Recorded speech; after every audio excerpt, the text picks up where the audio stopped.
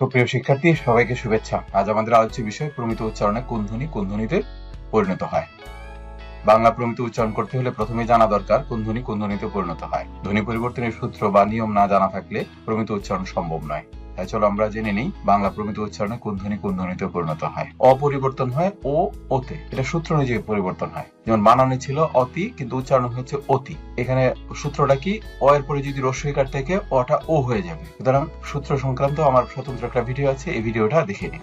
দীর্ঘই পরিবর্তন হয় রস্বইকারে, যেমন এটা নিশ্চিত পরিবর্তন হয়ে যায়। এখানে বানানে ছিল নই, এখানে হয়েছে রস্বই নই। দীর্ঘইকার পরিবর্তন রস্বইকারে, যেমন এখানে নদী বানানে দীর্ঘইকার ছিল, কিন্তু উচ্চারণে নদী রস্বইকার হয়েছে।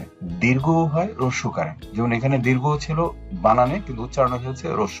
দীর্ঘ উকার হয় রস্যকারে, এটা নিশ্চিত পরিবর্তন হয়। যেমন বধূ বানানে এখানে দীর্ঘকার ছিল, কিন্তু উচ্চারণে রস্যকার হয়েছে। রি শব্দের শুরুতে থাকলে রয় রস্বইকার হয়, কিন্তু শব্দের মধ্যে থাকলে রিকার হয়। খেয়াল করে এখানে এখানে ঋতু, এখানে কিন্তু উচ্চারণ হচ্ছে ঋতু। মসৃণ এখানে ছিল মসৃণ, এখানে হচ্ছে মসৃণ। এ দুই ধরনের হয়, এও হয় এও হয়, এটা সূত্র অনুযায়ী হয়। এখানে খেয়াল করো বানানে ছিল এক, কিন্তু উচ্চারণ হয়েছে এক। ওই ও রস্বই, এটা নিশ্চিত পরিবর্তন হয়। এখানে খেয়াল করো ওই ছিল এটা, কিন্তু এখানে ও রস্বই হয়ে গেছে ওই। ও রস্য হয়, এটা নিশ্চিত পরিবর্তন হয়।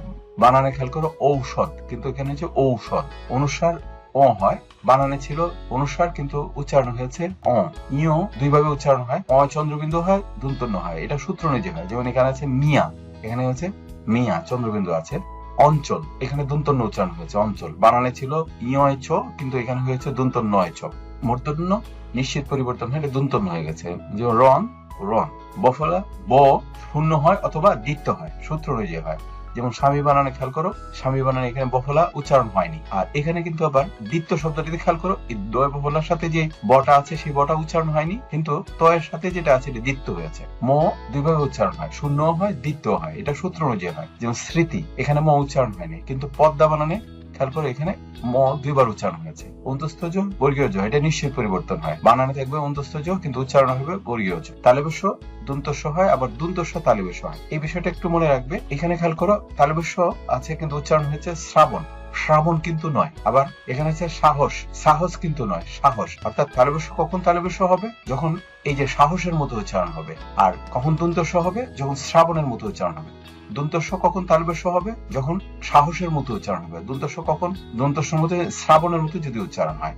এই বিষয়টা এই দুইটা বর্ণের ক্ষেত্রে একটু খেয়াল রাখতে হবে। শ্রাবণের মতো হলে দন্তস্ব হবে, আর সাহসের মতো হলে উচ্চারণ হলে তালব্য হবে। মূর্ধন্য নিশ্চিত পরিবর্তন এটা, যেমন এখানে 60, এখানে 60।